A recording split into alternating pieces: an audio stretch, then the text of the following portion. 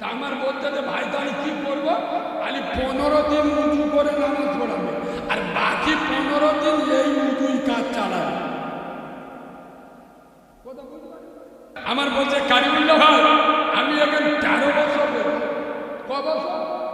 বলে যেদিন আমি প্রথম ঢুকি আমার মাইনে ছিল 300 প্রথম, এখন আলহামদুলিল্লাহ 3000 টাকা। কটাকা? হ্যাঁ 3000। আমি বলি মূল সাহেব ভালো, বলে কি না? শোনো এটা মাঘ মাস, আচ্ছা মাঘ মাসে বিরাট ঠান্ডা পড়ে, আমি আপনি তো নামাজ পড়ি না, বাদ দেন, ইমামের দায়িত্ব পালন করতে হবে না, হবে না? তাহলে ইমাম সাহেব প্রত্যেকদিন ভোরে উঠে উঁচু করছে না, করছে না? তাহলে এই ঠান্ডার সময় প্রতিদিন যদি ওঠে তাহলে একদিনও ঠান্ডা লেগে যেতে পারে না, আর ওর কাশি হতে পারে, সর্দি হতে পারে না, পারে না? ডাক্তারখানায় গেলে 800 টাকার নিচে কাজ হবে, কথা বলে না? তাহলে ওর যদি 800 টাকা ডাক্তারে দেয়, 3000-এর ভিতরে থাকে, ওর বউ খাবে কি, ওর বাচ্চা খাবে কি, আর ওর সংসার চলবে কি? তা আমার বলতে যে ভাই তাহলে কি করবো? খালি 15 দিন উঁচু করে নামাজ পড়াবে, আর বাকি 15 দিন এই উঁচুই কাজ চালাবে। যেরম কুকুর কথা বলে না, সেরম কুকুর মধ্যে আপনাদের গ্রামে 80 জন রমজানের রোজা রাখে না, রাখে না? সত্যি কথা, 2-4 জন রাখে না, ওদের কথা বাদ দেন, বেশিরভাগ মুসলমান এখন রোজা রাখে না। কিন্তু আমি নবীর মেম্বারে বসে বলছি, রোজা রেখে মাগরিবি ইফতার করে বন্ধনের টাকা। আমার কথা হয়তো আপনার রাগ হবে, কিন্তু আমার কথা ফেলে দিতে হবে। আমি অবাক, এরা রমজানের রোজা রাখছে, সেরে করছে গরুগুলোর টাকা। গোপটা কি কায়দায় পাগতে ধরে, গোপটা ইংরাজি প্যাটার্নের ব্যাংকে ধরে বলতে পারি না, বলে গোবের পানি খাওয়া, গোবের পানি খাচ্ছে কি, কথা খাচ্ছে কি হারাম, আর এদিকে গোপ তুলে খাচ্ছে, পুরো কাউরার বাচ্চা না। নামাজ পড়ে পড়বি, আগে হারাম খাওয়া খা, আদাত পড়ে করবি, আগে হারাম খাওয়া খা। তার কসম দুটো পায়ে ধরে বলে যাচ্ছি, জান্নাতে যদি যেতে চায় প্রথম কাজ হলো হালাল খেতে হবে। হালালের বরকত আছে, হারামের বরকত করে বলো। এই যুবক ভাইরা, বুড়োদের কথা বাদ দাও, আমি যুবকদের বক্তা, যুবকদের আমি ভালোবাসি, যুবকদের দুটো পায়ে ধরে বলে যাচ্ছি, হারাম থেকে বাঁচো। খোদার কসম 10 টাকা রোজগার করো, 10 টাকা, 10 টাকা যাবে বলে দাও। এবং মসজিদের ইমাম সাহেবদের দেখবেন, আমি নবীর মেম্বারে বসে আমার সত্যি কথা বলছি, লজ্জা লাগে না। আমরা এক রাতে 20,000 30,000 টাকা রোজগার করি, কিন্তু আমি নবীর মেম্বারে বসে সত্যি কথা বলছি, ইমামরা যে মজায় থাকে ওদের মাইনে করে, ওরা যে শান্তিতে থাকে আমরা অত শান্তিতে। ইমামদের জামার কালার, খাওয়াও দেখবে, চলাফেরাও দেখবে, কেন? ওরা সিস্টেমে চলে, ওদের টাকা একটা বরকত আলাদা, ঠিক বলছো না? নাহলে এখনো পর্যন্ত 6,000 টাকা বেতনের ইমাম থাকে থাকে।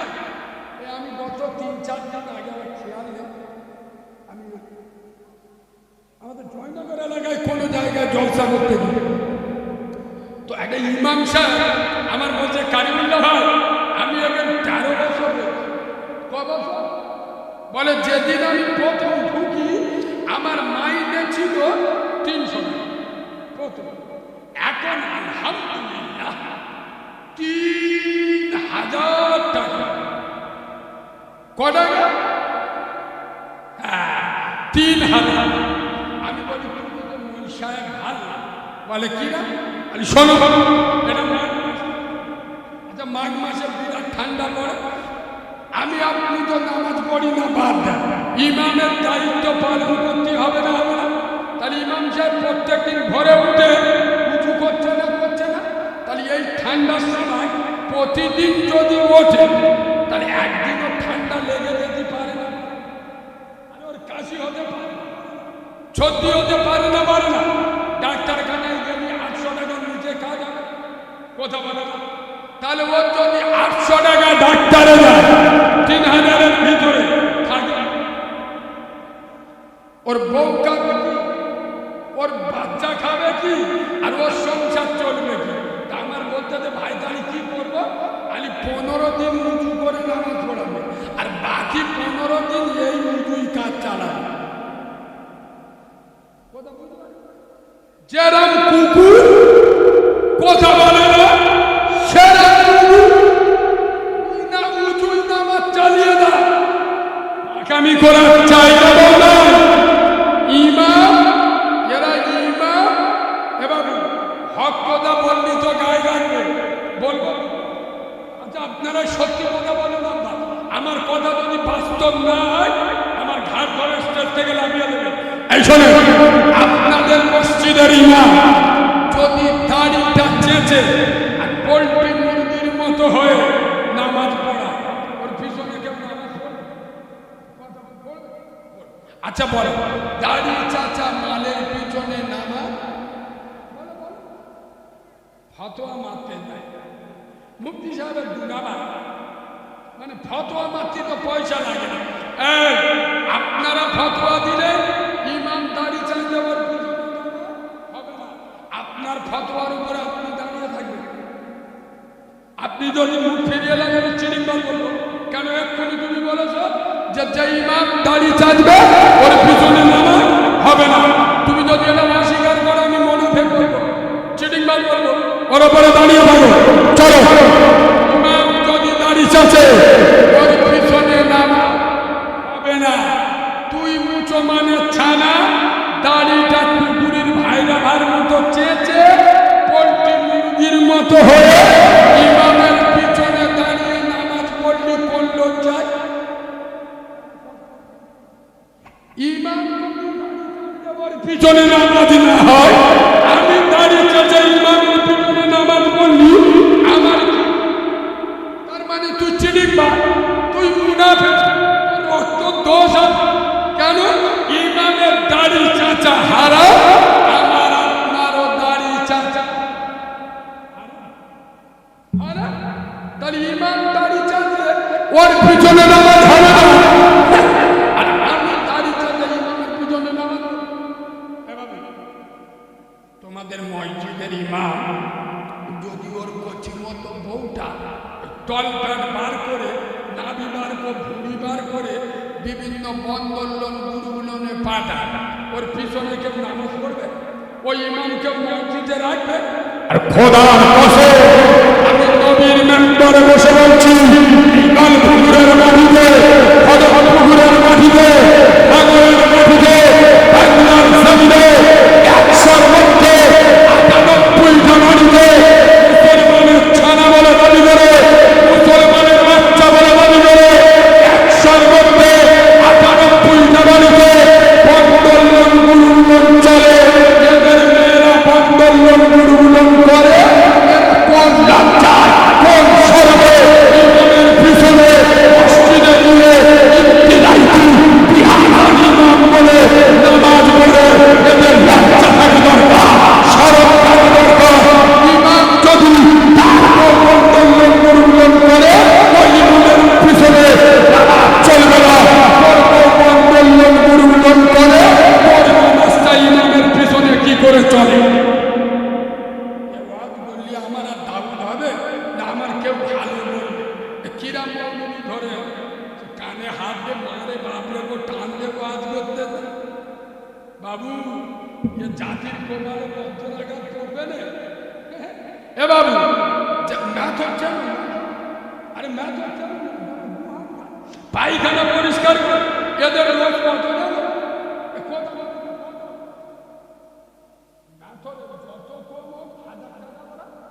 উপকার করে, হ্যাঁ না? ইমামের রোজ কত? যে জাতি বেতনের থেকে ইমামের মর্যাদা কম দেয়, এ জাতির কপাল। আমার মতো চোখ ভরা মানুষে আজকে 2 ঘন্টার জন্য 13,000 টাকা নিয়ে এলো। আর যে ইমাম বাপ মরে গেলে, মা মরে গেলে, ভাই মরে গেলে পাশে থাকবে, যে ইমাম বাপকে ছেড়ে, মাকে ছেড়ে, নিজের সংসার ছেড়ে, আদরের বউ ছেড়ে মসজিদে আছে, কেন? তোমার গ্রামে যাতে আল্লাহর গজব না আসে, তোমার মেয়েটা যাতে বিয়ের আগে কোরআনটা শিখে নেয়, তোমার মেয়ের গরুটা যাতে বড় হওয়ার আগে কোরআন পড়তে পারে, সারাদিন তোমার মসজিদে মেহনত করে, তার 1 মাস পরে 200 টাকা রোজ, 6,000 টাকা মাইনে, মেথরের থেকে একটা ইমামের মর্যাদা করে। খোদার কসম, এ জাতির উন্নতি হতে পারে না। ইমামের মাইনে করবেন 20,000, 30,000, ইমামের মাইনে বেশি হবে 1 শ্রেণীর লোকেদের ফাটে। ওই সব বাদরের বাচ্চাদের জিজ্ঞেস করো, হাইস্কুলের মাস্টারদের 90,000 টাকা মাইনে, ওখানে কলেজের অধ্যাপক 1 লাখ টাকা মাইনে। তোর বাপ মরে গেলি কোনো পার্টির নেতা, বাড়ি চাচা না, জব কার্ডের টাকা তারা ছেড়ে খায়, ইয়েতিম অনাথের মাল, হারাম মাল বিসমিল্লাহ বলে খায়। ওই রকম কুকুর বাঁদর কি জানাজা পড়লি কথা বলে? তাহলে যে ইমামের যে জানাজা পড়াবো, সেই ইমাম যদি 15,000 বেতন হয়, আমি গত মাসে ইমামদের নিয়ে ওয়াজ করেছিলাম। আগে তো যা করে দিয়েছি নেতা চলছে, গত মাসে অন্য ওয়াজ করেছি, সেটা আজকের আমি বলবো। কি জানেন, আমি পশ্চিম বাংলার মাটিতে এক সপ্তাহ সময় নেব, মসজিদের ইমামদের মাইনে 10 থেকে 15,000 টাকা করে ছাড়বে। এটা কিন্তু মমতার কাছ থেকে। আরে ইমাম মাথায় তো মোল্লারা প্রস্তাব করে দেয়, ইমামরা ইমাম মাথায় মুছে দেয়, এ তো মুচো মানের মুনাফে। এরা রাজনীতি মসজিদে ঢুকিয়েছে, এরা মসজিদে জাকাতের টাকা, মসজিদে জাকাতের টাকা চলে, মসজিদে মানুষের টাকা চলে, তা রাজনীতির টাকা কি করে গেল? কেন তোমরা ঢুকিয়ে? আরে মাসে যদি 50 টাকা দাও, মাসে যদি 100 টাকা দাও, তোরা তো 100 টাকা দিন 50 টাকা যদি 1 মাস পরে দিই, তা মমতার কাছে আমাদের চেয়ে থাকবে কথা বলে না? আমি খোদার কসম মেম্বারে বসে বলছি, প্রতিটা গ্রামের ইমামকে 10-15,000 টাকা বেতন করব। গ্রামের টাকা, কোন সরকারি টাকা, ওয়াকাবের টাকা না। যদি বলেন কি করে, পদ্ধতিটা শুনে রাখ, পদ্ধতিটা শুনে রাখ। শর্ত একটা, মুনাফিকগিরি করলে হবে, কারণ এখন মোল্লাদের বেশি মুনাফিক ভয়। এদিক ভাইজান এসে বলতে বাবা ঠিক আছে, জীবন দেবো, জীবন দেবো, আত্মীর বেলা ওইদিকে জব কার্ডের মাল খেয়ে কি বলতে হবে? হ্যাঁ না, মোনাফিক ভরে গেছে না যায়নি? পশ্চিম বাংলা 100 মসজিদ, পশ্চিম বাংলার যত মসজিদ আছে সমস্ত একটা প্ল্যাটফর্মে দাঁড়িয়ে যাবে, পৃথিবী একদিকে হয়ে যাবে, কিন্তু এরা একদিকে থেকে বলবে কারিমুল্লাহ যেটা বলবে ওইটা সে, কারিমুল্লাহর কথা আমাদের কথা, এর উপরে কোনো গল্প চলবে না। আমি কি ডাকবো? কথা বলে না, হরতাল ডাকবো, ধর্মঘট, ট্রেন বন্ধ করবনি, রোডে পেট্রোল মারবনি, আগুন জ্বালাবনি। হরতালটা কোথায়? মসজিদে নাই।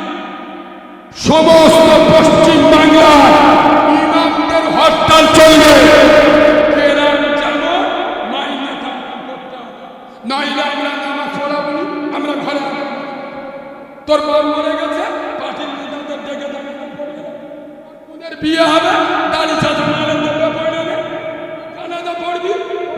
করে না, আমরা বিয়ে পড়াবো না, জানাজা পড়াবো না, বাচ্চা হলে আনন্দ করো, শুক্রবার খুতবা পড়াবো না, ঈদের নামাজ পড়াবো না, যতক্ষণ পর্যন্ত যে মুসলিম গ্রামে মুসলমানের ছানা বলে দাবি করবে মসজিদের আন্ডারে যদি 200 ঘর থাকে 12,000 টাকা ইমামের মাইনে দিতে হবে, 300 ঘর থাকলে 15,000 দিতে হবে।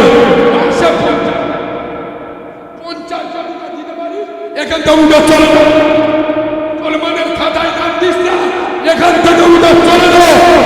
তাই ইমাম চার পিছনে 4টে জুমার নামাজ পড়বি, বাপ মরে গেলে মা মরে গেলে জানাজা পড়বে। মাসে 50 টাকা দিতে পারে না, আমরা ধর্ম করার থাকবো, নামাজ পড়াবো না, আমরা রমজানে ডিউটি করবো না, আমরা জানাজা পড়াবো না। আমি যে পদ্ধতিটা দিলাম 100টা সোজা করছি, পাকামি করার জায়গা বলা, তবে করবে কে? দালাল ঘরে বাসওয়ালাদের ইউনিয়ন আছে, হিজড়েদের ইউনিয়ন আছে, মৌলবীদের ইউনিয়ন। আমি মুস্তানি দেবো, রাস্তার মধ্যে গেলে ওরা তোমার ওই জায়গায় আমি ঠিক আছে। আরে হ্যাঁ না না কথা বলে না, খোদার কসম আমি তাই পশ্চিম বাংলা সমস্ত ইমামদের এই নেটের মাধ্যমে উদাত্ত আহ্বান জানাচ্ছি, আপনারা ইমাম, আল্লাহর ঘরের ইমাম, আপনাদের ইজ্জত আল্লাহ দিয়েছে, আপনারা দালাল লোক, চামচালক, কোন বেনামাজি আমল তুলে কথা বলবে, সেক্রেটারি নামাজ পড়লো, মাতোয়ারি শুনবে, সভাপতি কোরবানির মেয়েরা পদ্মলন গুরুগুলন করে, তার ভয়ে আপনি মসজিদে কথা বলতে পারবেন না। ওই রকম ইমামতির মুখে থুতু দিয়ে চলে আসুন, করছির কাজ করে মানে কি কথা বলে না। আমি মসজিদে থাকবো, তোমার দাদাগিরি সহ্য করবো। আমি খোদার ঘরের ইমাম, সমাজের যেটা অন্যায় হবে খোদার ঘরের মেম্বারে দাঁড়িয়ে বলবো। গতকালকে আমার তো আপনারা শুনলে চমকে যাবে, আমার মতো ছেলে বলে আর আল্লাহর করুণা আল্লাহর দয়া আছে বলে আমি এখানে এসে ওয়াজ করছি। আমার বাড়িতে বের হতে দেবে না, আমার পরিস্থিতি আমি, আপনারা শুনলে বলবেন যে আপনি এসছেন কেন। আমার গলার ভিতরে এত বড় একটা টিউমার হয়েছে, এত বড়, সেই অবস্থায় আমি এখানে এসেছি জীবনের ঝুঁকি নিয়ে। সোনার আমরা আজকের পরে যদি আমার ওই টিউমারটা ফেলে যায় আমার অবস্থা কি হবে বুঝতে পারছেন? কথা বলে না, টিউমার মানে কি বুঝতে পারবে? আমি এতদিন আমার তো গত 3-4 দিন আগে অ্যাপোলো হসপিটালতে আমার ছাড়বে না, ইমিডিয়েটলি অপারেশন করতে হবে। আমি হাতে পাই ধরি, ডাক্তারবাবু বাংলার অগণিত জায়গায় রোজা পর্যন্ত এখন আমার 150 জলসা বাকি, টাকা নিয়ে রেখেছি, লোক হ্যাম্বিল করে রেখেছে। আমি কথা দিয়েছি যে আমি বেঁচে থাকলে পৌঁছে যাব। আপনার ওষুধের দ্বারায় দেখেন, আল্লাহ তো ডাক্তারের ডাক্তার। সোনার আব্বা জোর করে আবার ওষুধ দেবে না, ওষুধ নিয়ে আমি এই জলসা প্রায় জলসা বন্ধ করে দিচ্ছি। দোয়া করবে, আমার মা নেই তো, আমার দোয়া করার কেউ নেই।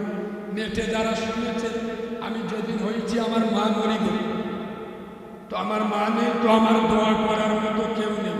আমি এখান থেকে ডাইরেক্ট ফুরফুরা হয়ে আগামীকাল সকালে পিজি হসপিটালে সার্জন ডাক্তারের সঙ্গে আমার অ্যাপয়েন্টমেন্ট করা আছে। আপনারা আমার জন্য দোয়া করবেন, আল্লাহ যেন বিনা অপারেশনে, আল্লাহ সব পারে না পারে, এই প্রতিবাদী কণ্ঠটার জন্য আপনারা দোয়া করবেন। এই আব্বা দোয়া করবেন। আমি মাহারা ছেলে, নবী বলেছে অনাথদের দোয়া কবুল হয়। আমি আপনাদের জন্য দোয়া করব, আল্লাহ যেন আপনাদের মায়ের মুরব্বী আযাবের কবরটা মাফ করে, কবরগুলো নূর আলা নূর করে, কবরগুলো যেন বেহেশতের বাগান বানিয়ে দেন। বলেন আল্লাহুম্মা আমিন। সম্পর্কে রাসূলুল্লাহর হাদিস শুনলে পাগল হয়ে যাবে।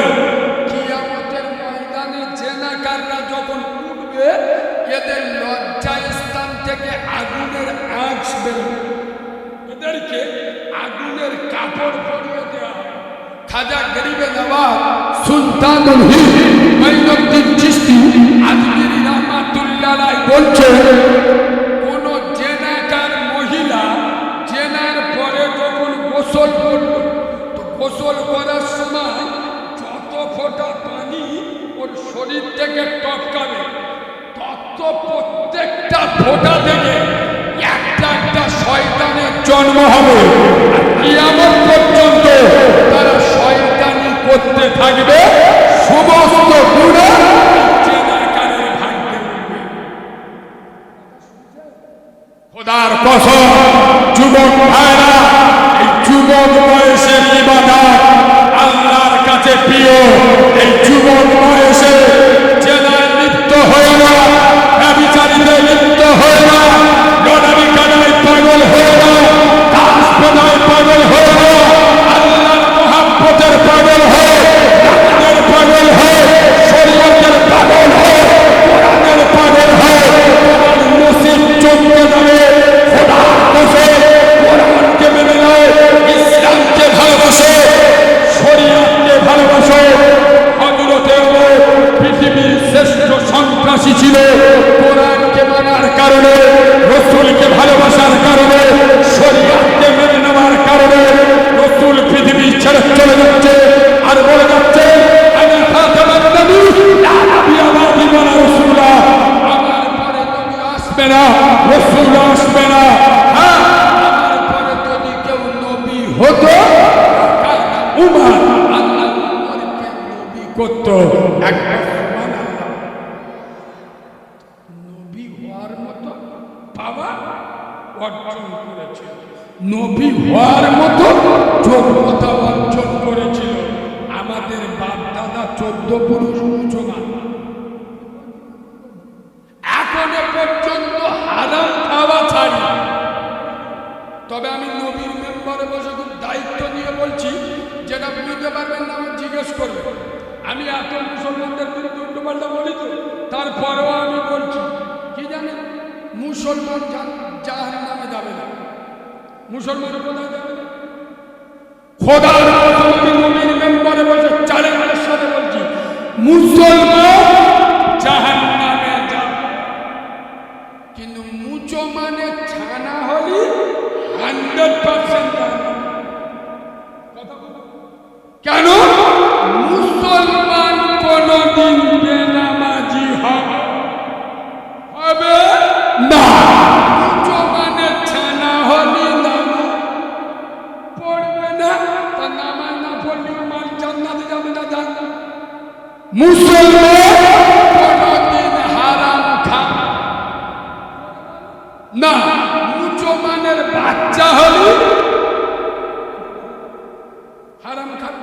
এই আজকের কেতাবে দেখছি না, খোদার কসম, আয় আব্বা হযরতে আলী শেরে খোদা আলী, একবার সুবহানাল্লাহ বলুন। আমার কথা কি রাগ করছো? একটু মিষ্টি করে সুবহানাল্লাহ বলুন। আয় হযরত আলী আর আম্মা জান ফাতেমা 3 দিন খাওয়া। হযরত আলী 4র্থ দিন বেরোচ্ছে, আর আম্মা জান ফাতেমা মানে ওনার স্ত্রী আমাদের আম্মা জান ফাতেমা হুজুরকে বলে বেরোচ্ছে, ফাতেমা আজকে আল্লাহ যেন কিছু। হযরত আলী বার হয়ে খুব গুরুত্ব দিয়ে শোনে। যখন বিকালবেলা হযরত আলী ফিরছে, আম্মা জান ফাতেমা দরজার কাছে লক্ষ্য করে দেখছে হযরত আলীর মুখটা মলিন হয়ে আছে, হাতটা ফাঁকা। আরে ক্লান্ত চেহারা নিয়ে ঠুকঠুক করে ফিরছে। আম্মা জান ফাতেমা হাজার যাই পারে হোক, স্বামী তো মুখের দিকে তাকিয়ে, এই আমার কলিজার টুকরা স্বামী কি খবর? যে ফাতেমা আজকেরও কিছু পাওয়া যায়নি। আম্মা জান ফাতেমা বলছে, স্বামী আপনার মন খারাপ কেন? পেলে আলহামদুলিল্লাহ, পেলে শুকরিয়া, না পেলে সবর।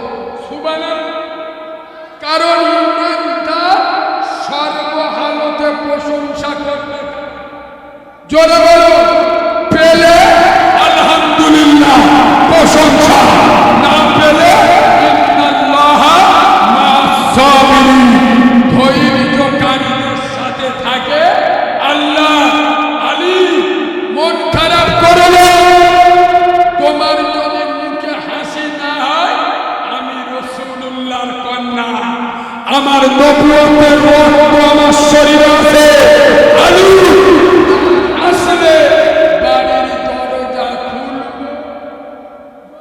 খুলবো না, হযরতে আলী আদর করে মিচকি হেসে দিলেন আর বাড়িতে ঢুকলেন। খোদার কসম, হযরত আলী বলছেন, আমি ফাতেমার মুখের দিকে তাকিয়েছি, চতুর্থ দিনের ক্ষুধার্ত ফাতেমা, দুঃখ হয় না, কষ্ট হয় না, চোখে পানি নেই, কষ্ট না পাই, দুঃখ না পাই, বেদনা না পাই, আমি আমার ফাতেমার মুখের দিকে তাকিয়ে দেখি, এক টুকরো মুখ ভরা হাসি। আমি আলী পেরান করে আল্লাহর কাছে দোয়া করছি, আল্লাহ আমি আলী শুধু আমার স্ত্রী ফাতেমার জন্য নয়, আমার ফাতেমার মতো নারী কিয়ামতের সকাল পর্যন্ত আসবে, আল্লাহ সমস্ত মহিলাদের উপরে আমার ফাতেমার আদর্শ যারা পালন করবে তাদের উপরে রহমত যেন নাজিল হয়। একবার দরুদ শরীফ আল্লাহ।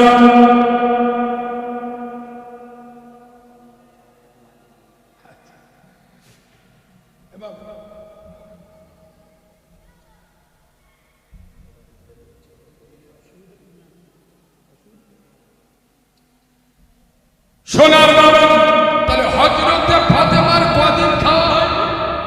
4 দিন। তম হারাম, জোরে বলো হারাম খাই নাই। রাসূলুল্লাহ 7 দিন খায়, পেটে পাথর বেঁধেছে, হারাম খাই নাই। আমাদের কদিন খাওয়া হয় না? 100 মধ্যে আমি নবীর মেম্বারে বসে বলছি, তোমরা রেগে গেলে আমার এইটা খুব জোরে জোর কি করবে, দাউদ দেবে, তার বেশি কি লাভ, টাকা লাগে, এর বেশি আমি নবীর মেম্বারে বসে বলছি, এখানে যত লোক বসে আছে 100 মধ্যে 90 জন সুদের সাথে 100 মধ্যে 90 কেন, আমি যদি 95 বলি ভুল করবো কোনো না কোনো ভাবে, সে বন্ধন হোক গুরু হোক যে কোনো ভাবে। এরা রাসূলুল্লাহর ওয়াজ শুনবে, এরা নবীর জীবনী শুনবে, এরা ফাতেমার ওয়াজ শুনবে, এরা আলীর ওয়াজ শুনবে, আর বসে বসে কি কান্না কাঁদবে। আমার তো মনে হয় সারা চোখ আগুন। বাঁদরের বাচ্চা, চিড়িংবাজের বাচ্চা, মুনাফিকের বাচ্চা, নবীর খাওয়া হয়নি, ফাতেমার খাওয়া হয়নি, তোর কদিন খাওয়া হয় না?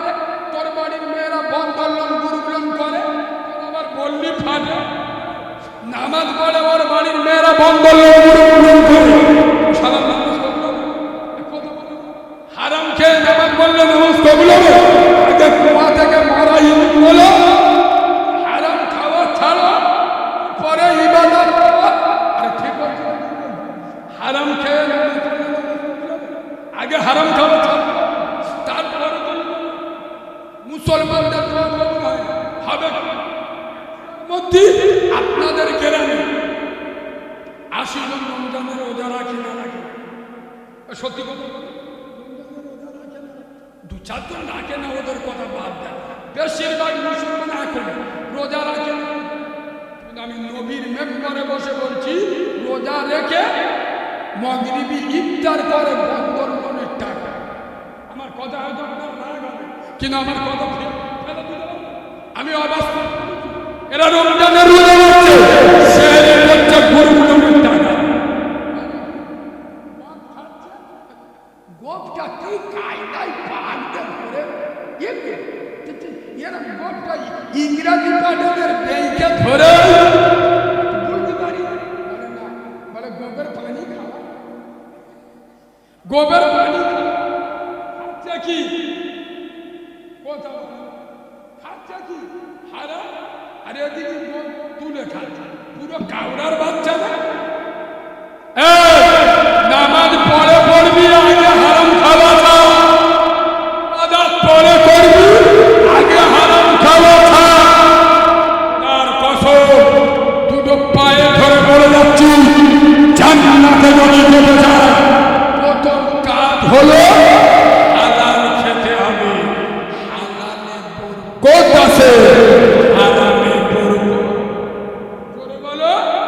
এই যুবক ভাইরা, বুড়োদের কথা বাদ দাও, আমি যুবকদের বক্তা, যুবকদের আমি ভালোবাসি। যুবকদের দুটো পায়ে ধরে বলে যাচ্ছি, হারাম থেকে বাঁচো। খোদার কসম 10 টাকা রোজগার করো, 10 টাকা 10 টাকা যাবে বলে দাও। এবং মসজিদের ইমাম সাহেবদের দেখবেন, আমি নবীর মেম্বারে বসে আমার সত্যি কথা বলছি, লজ্জা লাগে না।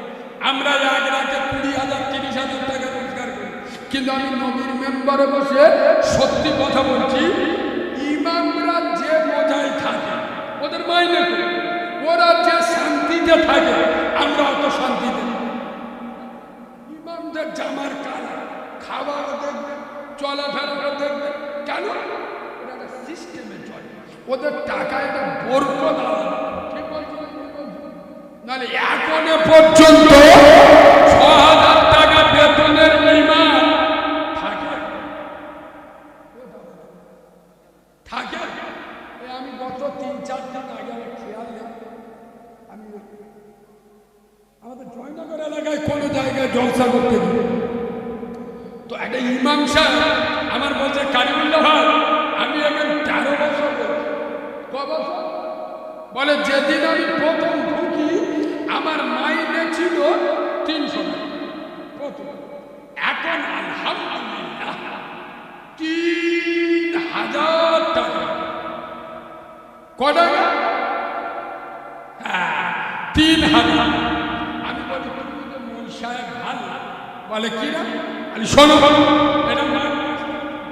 আচ্ছা মাঘ মাসে বিরাট ঠান্ডা পড়ে, আমি আপনি তো নামাজ পড়ি না, বাদ দেন, ইমামের দায়িত্ব পালন করতে হবে না হবে না? তাহলে ইমাম সাহেব প্রত্যেকদিন ভোরে উঠে উঁচু করছে না করছে না? তাহলে এই ঠান্ডার সময় প্রতিদিন যদি ওঠে তাহলে একদিনও ঠান্ডা লেগে যেতে পারে না, ওর কাশি হতে পারে, সর্দি হতে পারে না, পারে না। ডাক্তারখানায় গেলে 800 টাকার নিচে কাজ হবে, কথা বলে না। তাহলে ওর যদি 800 টাকা ডাক্তারে যায়, 3,000-এর ভিতরে থাকে, ওর বউ খাবে কি, ওর বাচ্চা খাবে কি, আর ওর সংসার চলবে কি? তা আমার বলতে যে ভাই তাহলে কি করবো, খালি 15 দিন উঁচু করে নামাজ পড়াবে, আর বাকি 15 দিন এই উঁচুই কাজ চালাবে। যেরম কুকুর কথা বলে না, সেরম না উঁচুই নামাজ চালিয়ে দাও, আগামী করার চাইতে না। ইমাম এরা ইমাম এবং হক কথা বললি তো গায়ে লাগবে, বলবো। আচ্ছা আপনারা সত্যি কথা বলেন না, আমার কথা যদি বাস্তব না হয় আমার ঘাট ধরে স্টেজ থেকে লাগিয়ে দেবেন। এই শোনেন, আপনাদের মসজিদের ইমাম যদি দাড়িটা চেঁচে আর পোল্ট্রি মুরগির মতো হয়ে নামাজ পড়ায়, ওর পিছনে কেউ নামাজ পড়বে? আচ্ছা বলো, দাড়ি চাচা মালের পিছনে নামাজ ফতোয়া মারতে যায়, মুফতি সাহেবের দুনাবা, মানে ফতোয়া মারতে তো পয়সা লাগে না। এই আপনারা ফতোয়া দিলেন ইমাম দাড়ি চাই দেওয়ার পিছনে হবে না, আপনার ফতোয়ার উপর আপনি দাঁড়িয়ে থাকবেন। আপনি যদি মুখ ফিরিয়ে লাগেন চিনিবাল বলবো, কেন এক্ষুনি তুমি বলেছো যে ইমাম দাড়ি চাচবে ওর পিছনে নামাজ হবে না। তুমি যদি এটা অস্বীকার করো আমি মনোভেদ করবো, চিটিংবাল বলবো, ওর উপরে দাঁড়িয়ে থাকো। চলো, ইমাম যদি দাড়ি চাচে ওর পিছনে নামাজ হবে না। তুই উঁচু মানে ছানা, দাড়িটা কুকুরের ভাইরাভার মতো চেঁচে পোল্ট্রি মুরগির মতো হয়ে ইমামের পিছনে দাঁড়িয়ে নামাজ পড়লি ইমাম ওর পিছনে নামাজ না হয়, আমি দাড়ি চাচা ইমামের পিছনে নামাজ পড়লি আমার তার মানে তুই চিনিবা, তুই মুনাফিক, রক্ত দোষ আছে। কেন? ইমামের দাড়ি চাচা হারাম, আমার আপনারও দাড়ি চাচা হারাম। তাহলে ইমাম দাড়ি চাচা ওর পিছনে নামাজ হবে না, আর আমি দাড়ি চাচা ইমামের পিছনে নামাজ। তোমাদের মসজিদের ইমাম যদি ওর কচি মতো বউটা তলকাট বার করে, নাভি বার করে, ভুড়ি বার করে বিভিন্ন বন্দর লোন গুরু লোনে পাঠায়, ওর পিছনে কেউ নামাজ পড়বে? ওই ইমামকে মসজিদে রাখবে? আর খোদার কসম আমি নবীর মেম্বারে বসে বলছি, কাল পুকুরের মাটিতে